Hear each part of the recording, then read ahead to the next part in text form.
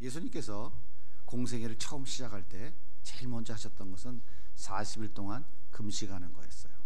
40일 금식 후에 사단에게 세 가지의 시험을 당했습니다. 세 가지 시험을 넉넉히 예수님은 다 말씀으로 승리하셨어요. 예수님이 이제 막 공생애를 시작할 때에, 공생애를 시작하기 직전에 마태는 이사야 선지자가 예수님에 대해서 예언했던 그 이야기를 다시 끌고 들어옵니다. 그 말씀이 마태복음 4장 15절과 16절에 있는 말씀이에요. 같이 한번 읽어볼까요? 시작. 스불론 땅과 납달리 땅과 요단강 저편 해변길과 이방의 갈릴리여, 흑암에 앉은 백성이 큰 빛을 보았고 사망의 땅과 그늘에 앉은 자들에게 빛이 비치었다 하였느니라. 이때부터 예수께서 비로소 전파하여 이르시되 회개하라, 천국이 가까이 왔느니라 하시더라. 마태는 예수님께서 이제 공생애를 시작할 준비를 마쳤어요. 40일 금식하며 기도하고 준비하셨어요. 이걸 못하게 방해하는 사단의 세력을 하나님 말씀으로 다 물리쳤습니다. 그리고 회개하라, 천국이 가까웠느니라 라고 선포를 하셨는데, 그 직전에 이 선포를 하는 예수가 어떤 분인가를 하는 것을 이사야 선지자의 메시지를 끌고 들어와서 설명해 주고 있는 거예요. 그 메시지 핵심이 뭡니까? 사망의 그늘에 앉은 자, 흑암에 앉은 자들에게 그 예수는 빛이다. 그 예수는 흑암의 세력들, 사망의 그늘에 앉아 죽어가는 영혼들에게 참된 빛을 비춰주시기 위해서 이 땅에 오신 분이고, 그 빛이신 그분이 이제 드디어 그 빛을 발하기 시작했다라고 선언을 하면서 예수의 말씀을 전하는 거예요. 첫 마디가 뭐라고요? 회개하라, 천국이 가까웠느니라. 여러분, 빛의 역할이 뭡니까? 빛이요. 어둠을 밝히죠. 그래서 사물을 보게 합니다. 여기도 불 다 꺼버리면 희미하게 보이죠. 빛은요, 보게 하는 거예요. 빛은요, 빛이 없으면 식물은 자라지 않습니다. 그래서 빛은 곧 생명인 거예요. 빛이 없으면 흑암 속에서 헤매이다가 결국은 실패의 굴레의 나락으로 떨어지게 돼 있어요. 그러나 빛이 비춰지면 어둠이 물러가고 그 빛을 통하여서 정확하게 사물을 보고 분별할 수가 있게 되는 것이죠. 그래서 빛은 생명인 거예요. 뿐만 아니라 빛은 아름답습니다. 왜 그럴까요? 그 빛은 7빛깔 무지개, 그 스펙트럼을 펼쳐줘서 아름답게 보여지게 하는 것, 이게 바로 빛인 거예요. 그 예수가 흑암에 있는 자들, 어둠에 있는 자들에게 빛을 비추기 위해서 이 땅에 오셨다. 그 예수가 이제 그 빛을 비추기를 시작했다. 그 첫마디가 회개하라, 천국이 가까웠느니라 라고 하는 거예요. 예수님이 회개하라고 하시는 이 말의 뜻이 뭘까요? 회개라는 말의 뜻이 뭐죠? 돌이키라는 얘기죠. 회개하라는 얘기는 돌이키라는 얘기예요. 가던 길이 잘못됐으니까 돌이켜서 다시 돌아가라고 하는 것이 회개의 의미예요. 예수님 당시에 흑암에 앉은 자들, 어둠에 앉은 자들, 사망의 그늘에 앉은 그들은 누구를 이야기하고 있는 걸까요? 누구를 이야기하고 있는 거예요? 율법 지킴으로 구원받고 천국 갈 수 있다라고 말하는 이스라엘의 모든 백성들에게 이야기하고 있는 거예요. 율법 지킴으로 구원받을 수 있습니까? 율법 지킴으로 천국 갈 수 있어요? 그러나 그들은 열심히 율법 지키고 있었어요. 그래서 율법을 지키는 자들과 지키지 못하는 자들이 그들 스스로의 기준에 의하여 다 나눠져 있었어요. 당시에 율법을 가장 잘 지키는 자가 누구였습니까? 소위 말하는 바리새인들이었어요. 바리새인들은 어떤 사람들이라고 그래요? 자타가 인정하는 천국을 소유한 자다. 저 사람 반드시 죽으면 천국 간다라고 인정받은 사람들이에요. 그러나 그렇지 못한 자들, 율법을 지키지 못하는 자들이라고 인정받았던 사람들은 어떤 사람들이에요? 그 대표적인 사람들이 세리입니다. 세리는 로마의 권력 등이었고 백성들에게 세금을 갈취해서 자기 배를 채우는 흑철기라고 하는, 정말 얼굴에 침을 맺는 그런 매국노와 같은 존재였어요. 이웃을 사랑하라, 하나님 사랑하라는 율법을 전혀 지키지 않는 존재들이었어요. 그들은 구원받을 수 없다고 정죄당한 자들이에요. 철저한 죄인의 대명사였어요. 창기 어떤 존재입니까? 이건 말할 것도 없죠. 말할 것도 없는 존재예요. 그래서 그들은 당시에 율법을 전혀 지킬 수 없는 존재들, 무조건 구원받지 못하고 지옥 가야 될 존재들이었어요. 고아와 과부들, 목자들, 이런 많은 사람들이 율법을 지키지 못하는 자들이었어요. 그들은 다 지옥에 간다고 종교 지도자들로부터 정죄당한 사람들이었어요. 이렇게 이스라엘은 율법을 지켜서 구원받고 천국 간다고 큰소리치는 사람들, 율법을 지키지 못하여 지옥 가는 사람들, 나도 율법을 잘 지켜서 천국 가고 싶다라고 하는 열망을 가진 사람들, 그들이 다 어떤 사람들이냐면 다 흑암에 사는 사람들이에요. 그들이 다 어둠에 있는 사람들이라고요. 여러분, 율법 지킴으로 구원받을 수 있습니까? 율법이 뭡니까? 하나님이 하라고 하는 것은 하면은 구원받고 복받는 거예요. 하나님이 하라고 하지 않는 것을 하면은 저주받고 지옥 가고 죽어야 되는 거예요. 근데 인간의 능력으로 율법을 지킬 수 있어요? 예수님이 그 얘기하시는 거예요. 회개하라, 천국이 가까웠느니라. 자, 이것은 어떤 사람에게 복음이겠어요? 어떤 사람에게 복음이겠어요? 율법을 지킬 수 없다고 죄인이라고 낙인 찍힌 자들, 세리와 창기들, 고아와 과부들, 목자들, 어부들, 형편없는 자들, 그들에게는 난 아무것도 하는 게 없는데 따라만 가면 구원받고 천국 간다는데, 그들에겐 이것이 복음이겠어요? 저주이겠어요? 그들에겐 복음이죠. 그들에겐 복음이라고요. 회개하라, 천국이 가까웠느니라. 너희들, 내가 지금 빛을 비춰주고 있지? 뭐가 보여? 율법 지켜 못 지켜? 못 지키죠? 그러면 너희들 뭐해? 나 따라오면 돼. 내가 보여 안 보여? 빛을 비춰주니까 따라오면 돼. 따라오면 너희가 무엇을 갖는다고? 너에게 천국이 있다고. 가히 혁명적인 얘기예요. 바리새인들이 분노하겠어요? 할까요? 안 할까요? 아니 그럼 나는 뭐야? 내가 지금까지 율법 지키고 이렇게 죽도록 10에 2조 드렸습니다. 일주일에 2번씩 금식했습니다. 나는 저 세리와 창개와 같지 않습니다. 하나님, 난 율법에 흠이 없는 존재로 살아왔는데 그럼 난 뭐야? 죽여버려야지. 이렇게 흑암에 앉은 자들 중에 자기 힘과 자기 의지와 자기 능력으로, 자기의 뭔가 애씀과 수고와 노력으로 자기는 구원받을 수 있고 천국을 소유할 수 있다라고 생각하는 이런 자들은 분노하는 거예요. 죽여버려야 돼. 그러나 세리와 창개와 같이 너는 절대 구원받을 수 없어. 너는 율법 못 지키는 사람이잖아. 근데 나는 아무것도 한 게 없는데, 난 율법 못 지켰는데 예수만 따라가면 천국이 나에게 있다고? 할렐루야. 그들에겐 복음인 거예요.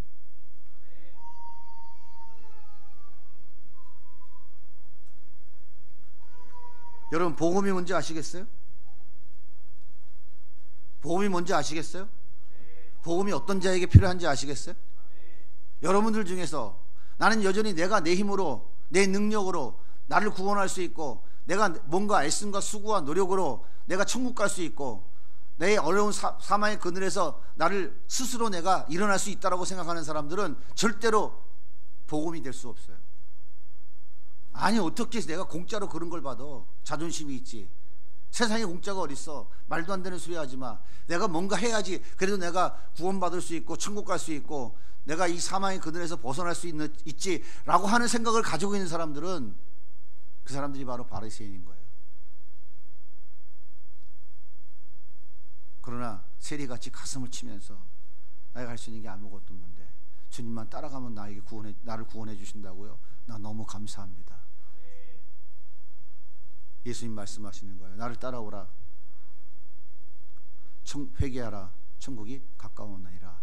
이렇게 선언하신 거예요. 그리고 나서 실제로 예수님께서 첫 번째 하신 말씀이 뭡니까? 갈릴리 호숫가에서 물고기 잡는 베드로와 안드레 두 형제를 불렀어요. 너 나 따라올래?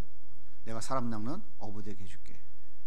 베드로와 안드레는 그물을 버리고, 배와 그물을 버리고 예수님을 따라갔어요. 그리고 조금 바로 옆에 보니까 세베대의 아들 야고보와 요한이 그물을 깃고 있었어. 예수님께서 나 따라올래? 너 나 따라오면 천국 줄 건데, 사람 낚는 어부되게 해줄 텐데 따라올래? 그들은 배와 그물을 아버지까지 버려두고 예수님을 따라갔어요. 예수님의 그 부르심에 대한 반응이 뭐냐면 우리가 따라가는 거예요.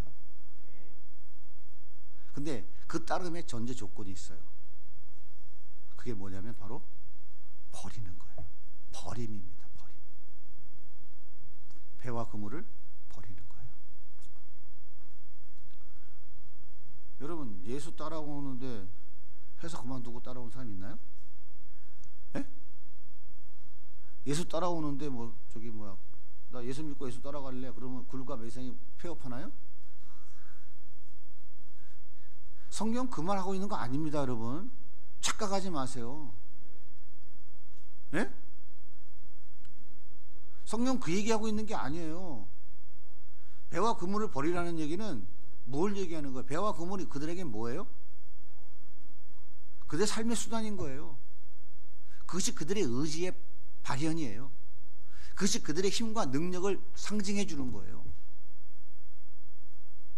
이거를 우리가 성경의 문맥으로 해석하면 뭐냐면 네 힘으로 네가 구원받을 수 있다고 하는 그거 버리라는 거예요.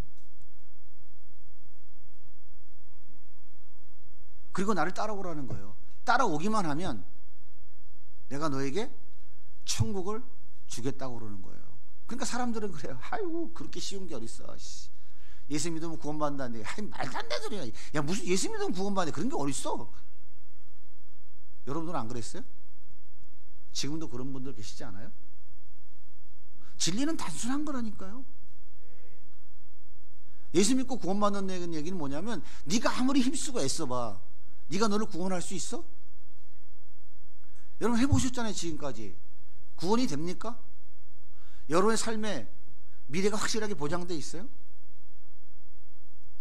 통장에 잔고만 들어도 염려, 근심, 걱정, 불안해서 벌벌 기잖아요. 뭘 구원해? 구원하기는 능력 없어요? 힘 있잖아요. 그러니까 뭐예요? 자꾸 돈을 쌀려고 그러는 거야. 돈이 잔고에 늘어나면 힘이 생기니까 난 뭐든지 할 수 있어. 그게 뭐예요? 자기가 자기 스스로를 구원할 수 있다는 거예요.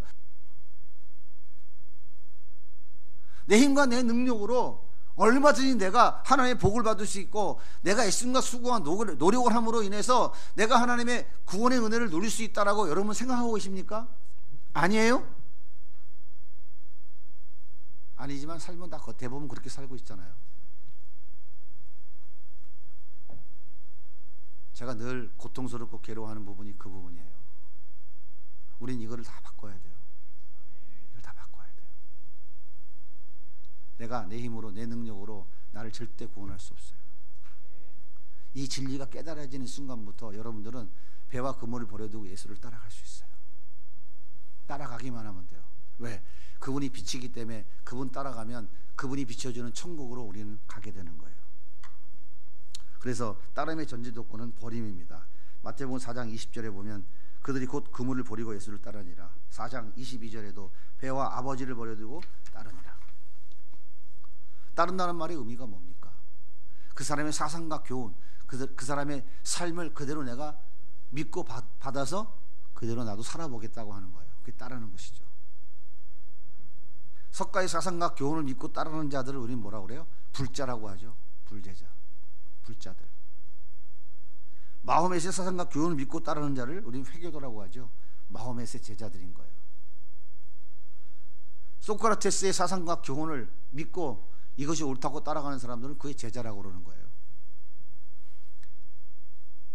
어떤 경제학파의 타고난 교수가 이야기하고 논리가 맞다고 생각하고 그 교수를 따르는 많은 사람들을 그 교수의 제자들이라고 무슨 학파라고 이름도 짓는 거예요. 마찬가지로 예수의 사상과 교훈을 믿고 따르는 자들, 그분이 말씀하시는 대로 살아보겠다고 그 길을 따라가는 자들을 우리는 예수의 제자라고 하는 거예요. 이게 따르는 것의 의미예요. 따라서 따른다는 얘기는 전제가 뭐냐면 믿는다는 거예요. 믿으면 확신하니까 따라갈 때 자기가 생각했던 것, 자기의 살 길이라고 했던 것, 배와 그물은 내려놓게 되어 있는 거예요. 그런데 따름의 전제 조건이 하나가 더 있어요. 버리면 어떻게 버리는 거냐? 즉시 버리는 거예요. 오늘 성경에 보세요. 곧 배와 그물을 버려두고, 곧 배와 그물과 아버지를 버려두고.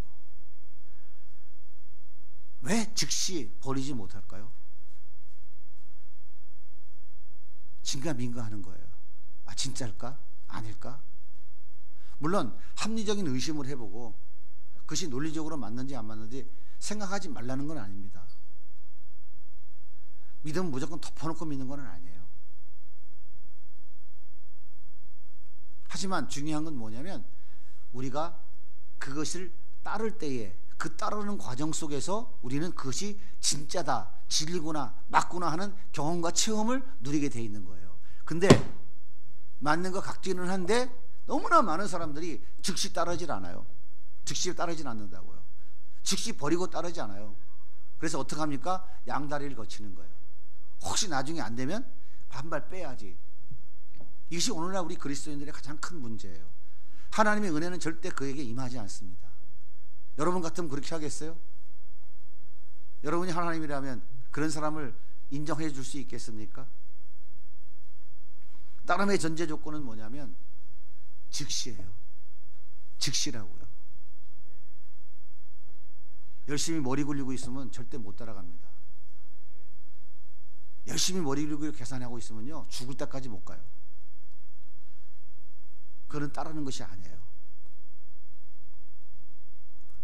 예수님께서 그 부름에 따르는 자들에게 약속한 것은 바로 천국이에요. 천국이 너희 것이니라. 예수는 자기 백성을 저희 죄에서 구원할 자라고 하는 뜻이죠. 임마누엘은 하나님이 함께 하시겠다는 얘기예요. 그러니까 예수를 따르는 자들, 그들은 바로 예수님과 함께 살아가는 자들이에요. 아까 말씀드렸죠. 바리새인과 창기와 세리, 목자, 어부, 죄인이라고 정죄된 자, 그들과 동일한 점은 두 부류의 사람 다 흑암과 사망의 그늘에 앉아 있다는 거예요.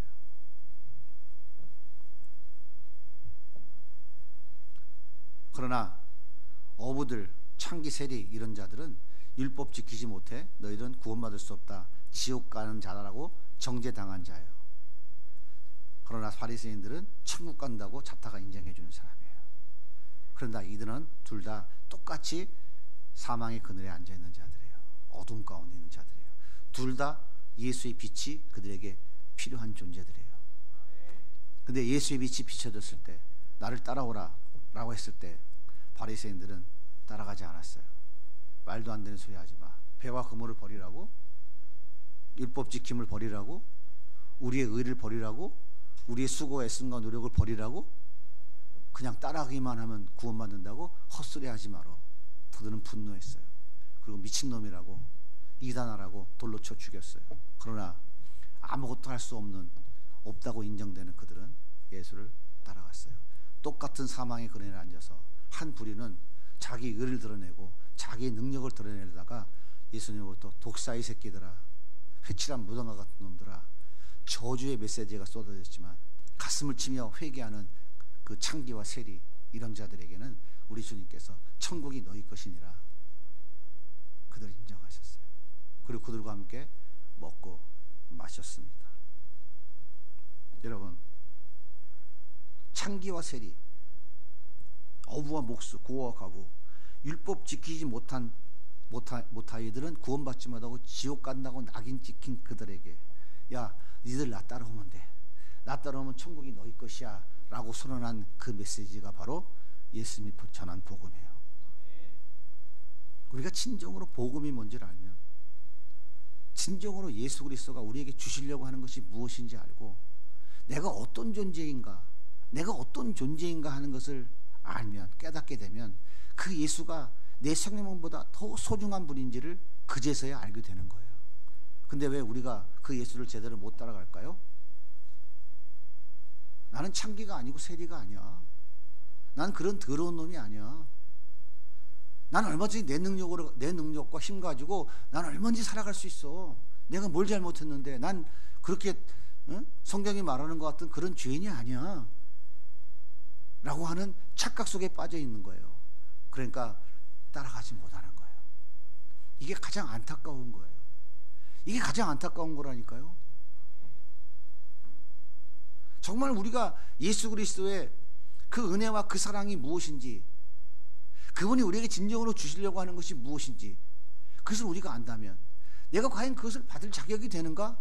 난 절대 받을 자격이 안 되는 존재인데, 여러분 2000년 전에 돌아가서 여러분이 창기라고 생각하고 세리라고 한번 생각해 보세요. 목사라고 생각하고 어부라고 생각해 보세요. 우리 모두는 저 바리새인들에 의하여 절대 구원받지 못하는 자로 낙인 찍힌 존재들이라니까요. 구원받고 싶어요. 천국 가고 싶어요. 근데 절대 못 가는 존재인 거예요. 근데 예수라는 어떤 한 목수의 아들, 별 볼 일 없는 갈릴리 변방의 촌놈이 나타나서 나 따라오면 천국이 너에게 있다. 너 아무것도 못했지만 내가 그냥 줄 거야 라고 얘기하는데, 믿져봐야 본전인데 그걸 못 따라가겠어요? 그 사망의 그늘에 죽어가면서 아이고 뭐 헛소리야, 내가 너를 왜 따라가니, 너 미친놈 아니냐? 이스라엘 백성들이 광야에서 불뱀에 물려 죽을 때 예수님 뭐라 그랬어요? 구리뱀 달아서 높이 세우라 그랬어요. 성경에 보면 쳐다본 적 살리라. 불뱀이 물려 죽려고 하는데 구리뱀 쳐다보면 사냐? 그러면서 꽥 죽어가는 거예요. 그게 인간이라니까요. 즉시 곧 쳐다보면 사는데, 에이씨, 남들 쳐다보는지 한번 슬쩍 보고 기다렸다가 볼만하면 보고 아니면 말지, 꽥 하고 죽는 거예요.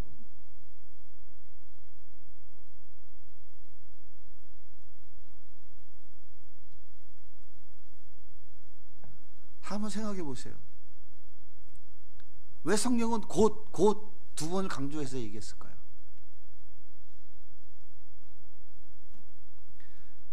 나는 지옥 간다니까. 지금 천국 간다는 사람들이 난 지옥 가. 내가 창기야, 세리야.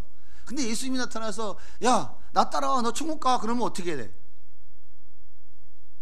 어떻게 해야 돼요? 곧 따라가야 돼요? 아니면 글쎄 좀 보고 치매가 탁 쳐보고 이렇게 가고 아니면 안 가? 그거 따지고 앉았나요? 이게 인간이라니까. 이게 인간이 얼마나 어리석습니까?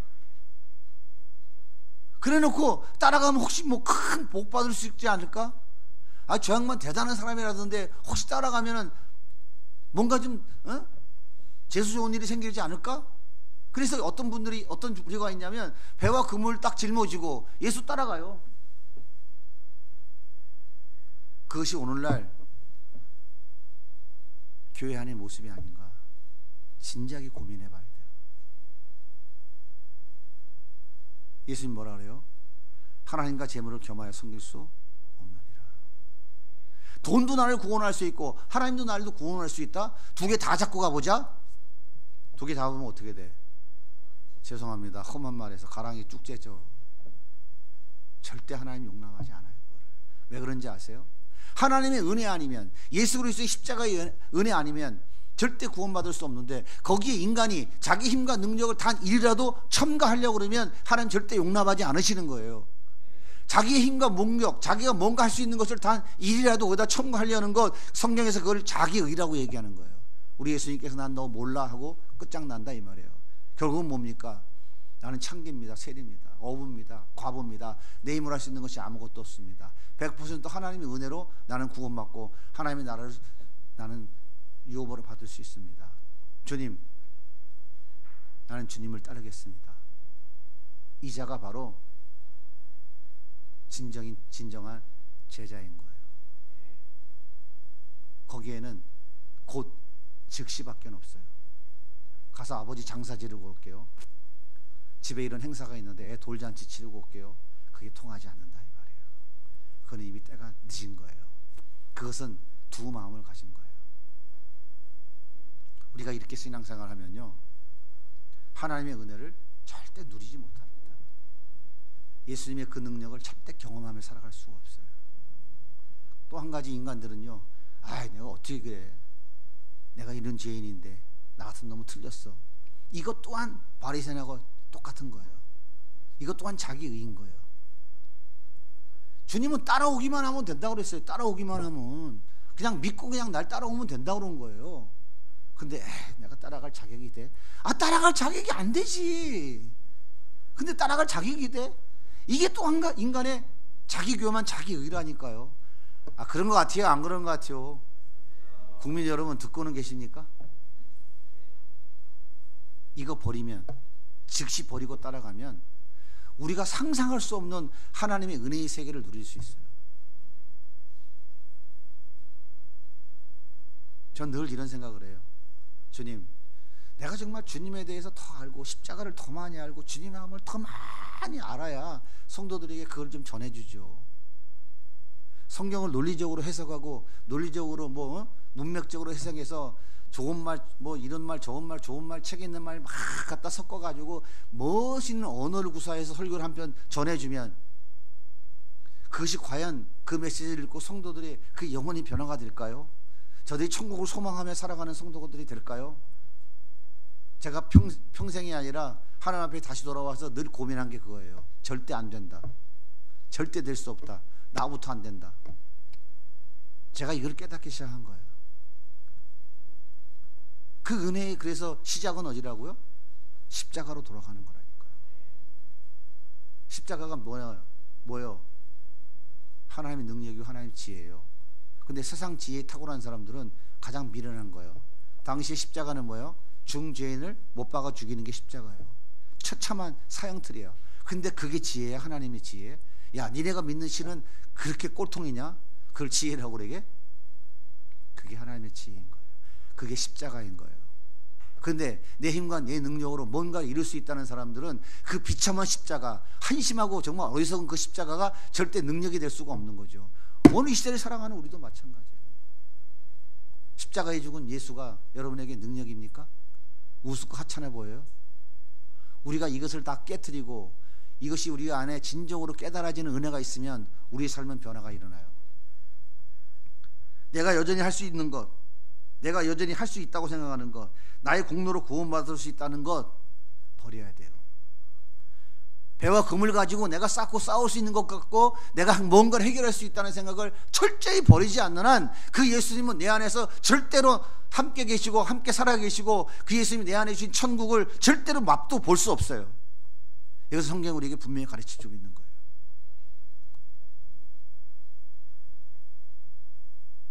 이런 사람은 한마디로 말하면 아직 예수를 잘 모르는 거예요. 나는 예수님을 따라가고 있습니까? 버렸습니까? 배와 그물과 아버지, 내 힘과 내 능력, 나의 애씀과 수고와 노력, 내 의지로 구원받고 천국 갈 수 있고 내 삶의 모든 문제로부터 나를 구원할 수 있다고 하는 그 생각 여러분 버렸습니까? 안 버려져요? 버려야 돼요. 우리 주님은 아버지 재산 3분의 1 탕진하고 돌아온 둘째 아들을 아무 조건 없이 받아줬어요. 그 아들이 한 건 아무것도 없어요. 아버지 재산 3분의 1 가져간 거 요만큼 남았으니까 우선 이거 드릴게요. 안 했어요.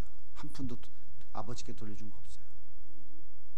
그는 아버지의 아들도 아니고 종도 아니고 아버지의 종이 부리는 품꾼으로 아버지 밑에 저 멀리 떨어져서 겨우 먹고 살고 싶은 그 마음 가지고 아버지한테 갔어요. 근데 아버지는 그를 아들로 다시 받아줬어요.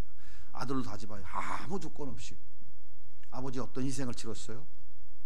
자기 재산 3분의 1 다 날라갔어요. 호로자식, 불효자식 다시 받아들여서 동네 사람들에게 멸시천대 손가락질 다 받아야 돼요. 뿐만 아니라 이 아들로 다시 받으면 내 재산 3분의 1 유산으로 다시 줘야 돼요. 그럼 큰아들하고 어떻게 돼요? 또 갈등하고 더 심각한 어떤 문제가 벌어질지 몰라요. 이 모든 것을 아버지는 다 수납한 거예요. 수용한 거예요. 그리고 그 아들을 아들로 다시 삼아준 거예요. 여러분, 이것이 예수님의 십자가의 사랑이고 은혜인 거예요. 여러분, 이것이 여러분 가슴속에 맞아 그건데 하고 쿵쾅쿵쾅 감동이 옵니까? 그건 뭔데? 그건 뭔데? 목에 걸고 다닌 거 이거?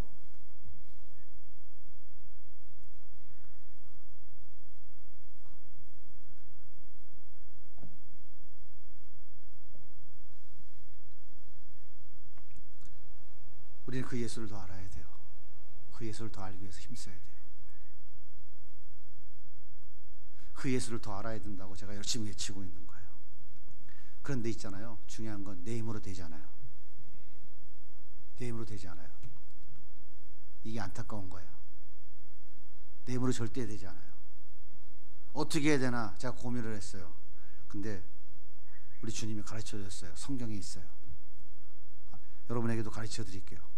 고린도전서 2장 같이 한번 읽어보겠습니다. 시작.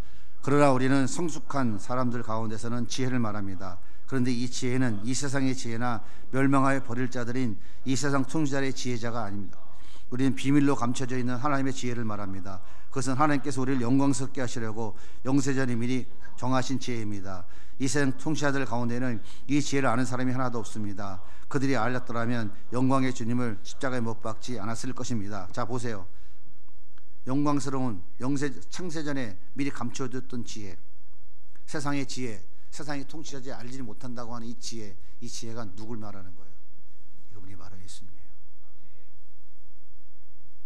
만약에 그들이 그 지혜이신 하나님의 지혜이신 그 예수 그리스도를 알아봤다면 십자가에 못 박아 죽이지 않았을 것이다 라고 얘기해요. 자, 그 다음에 보겠습니다. 시작. 그러나 성경이 기록한 바 눈으로 보지 못하고 귀로 듣지 못한 것들, 사람의 마음에 떠오르지 않는 것들을, 바로 이게 뭐예요? 하나님의 지혜, 예수를 눈으로 보고 알 수 있어요? 생각으로 알 수 있어요? 여러분의 지혜로 알 수 있어요? 몰라요. 그 다음에 읽어보겠습니다. 하나님께서는 자기를 사랑하는 자들에게 마련해 주셨다 한 것 같거니라. 자기를 사랑하는 자들에게 그 예수를 알려주신다 그 말이에요. 예수님이 알고 싶어요? 예수님이 하나님의 지혜죠. 하나님의 지혜가 예수예요. 그럼 예수 안에 담겨있는 하나님의 지혜가 뭡니까? 그게 바로 인류 구원의 지혜죠. 그 지혜의 방법이 뭐예요? 십자가인 거예요. 예수를 안다는 것은 십자가의 은혜와 사랑을 아는 거예요. 여러분들이 알고 싶다고 알아져요? 노력한다고 돼요? 안 돼요. 방법이 한 가지 있어요. 우리 주님이 그 예수의 지혜를, 그 예수에 대하여, 그 예수의 십자가에 대해서 그분이 우리에게 베푸는 은혜와 사랑을 어떤 사람에게 준다고 지금 가르쳐주고 있어요? 하나님을 사랑하는 자들에게, 그들에게만 주신대요. 여러분, 하나님 사랑합니까? 사랑해요? 그럼 사랑하는 게 뭔가요? 사랑하는 게 뭐예요? 사랑이 뭐예요? 어떤 사람이 하나님을 사랑하는 자예요? 요한복음 14장 21절. 제가 지금 계속 새 번역 성경을 알려드립니다. 왜 그러냐면 더 이해가 쉬우기 때문에 번역을 더 쉽게 해놔서. 시작. 내 계명을 받아서 지키는 사람은 나를 사랑하는 사람이요, 나를 사랑하는 사람은 내 아버지의 사랑을 받을 것이니, 그리고 나도 그 사람을 사랑하여 그에게 나를 드러낼 것이라. 무슨 얘기입니까? 내 계명을 받아 지키는 자, 말씀대로 살아가는 자, 예수님께서 따라와 곧 배와 그물을 버리고 주님을 따라가는 자, 그가 예수님을 사랑하는 자예요. 하나님을 사랑하는 자예요. 그에게 그 예수를 알려준다는 거예요. 그 예수가 어떤 분인지, 그 예수가 나에게 베풀어진 그 은혜와 사랑이 무엇인지를 가르쳐준다는 거예요. 어떻습니까? 하나님 말씀은 구원에 이르는 지혜가 있다고 하는 말씀이 맞아요? 틀려요? 그분이 나를 그 말씀이 나를 온전케 하는 게 맞습니까? 틀립니까? 그분이 나에게 그 말씀이 나를 선한 능력이 있도록 만드는 게 맞아요? 틀려요?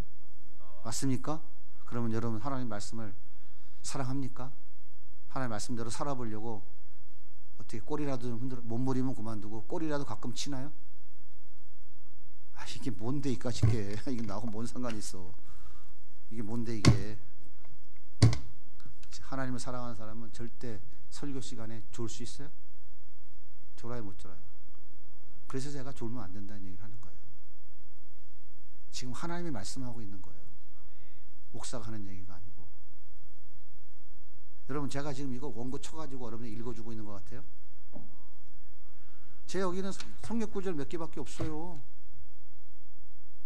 제가 이걸 왜 얘기하는 줄 아세요? 제가 신비로운 사람이라고 하는 얘기를 하는 게 아니에요. 복음은 예수에 관한 예수의 이야기는 예수님이 직접 말씀하고 계시는 거예요. 누가? 예수의 형 성령께서 설교자의 입을 통해서. 왜? 저는 그 예수님을 알고 싶어서 엄청 몸부림치거든요. 지금 여러분에게도 그걸 전해주고 싶어서 그 예수를 알고 몸부림쳐야 돼요. 그런데 그 예수를 알려면 어떻게 된다고요? 하나님을 사랑하는 자. 그자가 어떤 사랑은 뭐라고? 사랑하는 자가 어떤 거라고요? 말씀대로 살아보려고 하는 사람. 말씀대로 살아보려고 하는 생각조차 하지 않고, 나 예배 드렸으니까 다 됐어 이제, 헌금 줬으니까 하나님도 복 주실 거야, 그러니까 내 멋대로 살아가. 절대 그거는 예수님을 알 수 없어요. 절대 몰라요. 제가 장담하는데 절대 모릅니다. 알 수가 없어요. 10년, 20년, 30년, 50년 신앙생활에도 권사님 오늘 부르시면 천국 가시겠어요? 가봐야 알죠 목사님. 100% 그렇게 얘기해요. 수없이 들었어요. 수없이 들었어요. 우리는 하나님 말씀을 어린아이와 같이 순수한 마음으로 그대로 받아야 돼요. 받고는 곧 따라가야 돼요. 곧 따른다는 것은 신뢰하고 그분이 원하시는 그 길을 함께 걸어가는 거예요. 주님이 아골골짝 빈들에 가자면 이해하고 따라가 보는 거예요. 따라가 보지도 않고 거길 내가 왜 가요? 그거는 죄나 시켜요. 절대 그곳에서 벌어질 주님의 능력과 그곳에 나타날 주님의 역사를 절대 상상도 못해요. 절대 몰라요. 알 수가 없어요. 그러면서 뒤에서 헛소리 하고 있는 거예요. 여러분, 예수님께서 요한복음 2장에 보면 가나 혼인잔치에 물을 포도주로 만들었죠. 그때 떠다 주라 그랬어요. 누가 떠다 줬어요? 물 갖다 부은 하인들이 떠다 줬어요. 근데 어떤 일이 벌어졌어요? 최고의 포도주예요. 그러면 무리면화의 포도주 된 사실을, 그 예수님의 능력, 예수님의 그 위대함, 정말 어마어마하신 분이구나, 와 이분 따라가면 되겠구나, 내 생명을 바쳐도 되겠구나, 그걸 누구만 경험한 거예요? 물 따준 하인들만. 뭘 말씀을 지켜보려고 뭐 꼬랑지라도 쳐봐야지 주님을 경험하죠. 말씀을 우습게 여기고 하찮게 여기는데 어떻게 예수님을 경험하냐고요. 성경이 가르쳐주고 있잖아요. 하나님을 사랑하는 자들에게 그 예수를 알려준다고요. 그 예수가 우리랑 함께 살고 있다니까요. 예수님이 여러분 삶 가운데 어떤 능력이 나타납니까? 수없이 나타내주고 있는데 경험을 안 하니까 모르는 거예요. 경험해봐야 되는데, 물 갖다 떠다 주라면 갖다 떠줘야 되는데, 예수님 이 물 갖다 떠줘서 저 사람들이 깃방망이 날라올 텐데 난 못해요. 못함할 수 없는 거지 뭘 어떻게 해. 그러나 예수님이 떠다 주라니까 예 하고 곧 배와 그물을 버려두고, 자기 생각과 자기 경험과 자기 지식과 이건 말도 안 되는 거야, 이거 딱 내려놓고 예 하고 따르는 거야. 갖다 퍼다 주는 거예요. 그랬더니 어떻게 됐어? 예수님이 책임져 주셔서 그 물이 포도주로 변하는 놀라운 역사를 경험하게 된 거예요. 이 하인들이 끝까지 주님 따라갔겠어요? 안 따라갔겠어요? 제자들도 마찬가지예요. 부활하신 예수님, 정말 못 박힌 손과 옆구리 창을 보니까 주님 정말 나를 사랑했구나, 날 위해 죽었다 살아나셨구나, 이걸 경험하러 하니까 베드로 거꾸로 매달려 죽은 거예요. 마태는 저 인도에 가서 칼로 토막토막 나 죽고, 바울은 그 예수님 만나고 그 예수님 경험하고 나니까 그 엄청난 고난 가운데서도 끝까지 승리하며 걸어갈 수 있었던 거예요. 왜 우리 신앙생활이 20년 전이나 지금이나 똑같습니까? 예수님을 경험을 못하니까. 그때나 지금이나 똑같은 거예요. 30년이나 지금이나 똑같으니까. 성령, 우리 주님이 우리를 가르쳐주고 있어요. 나를 사랑하는 자, 내 계명을 받아 지키는 자는 내가 항상 그와 함께 있을 것이고 그를 사랑한다. 주님을 사랑하는 자에게 우리 주님이 어떤 분이신지, 십자가의 은혜와 사랑이 뭔지, 성경의 겉면이 아니라 양파 껍질 벗기듯이 그 예수를 깊이 있게 생수와 같은 예수를 길어내면서 그 생수를 맛보면서 너무 기뻐하고 행복하며 천국을 누리며 살아가는 진짜 행복한 인생을 살아갈 수 있게 되는 거예요. 우리 성도님들은 앞으로 다 한 사람도 빠짐없이 그런 행복을 누리며 살아가게 될 것으로 저는 믿습니다. 왜? 그것이 우리 주님이 가장 원하는 소원이니까.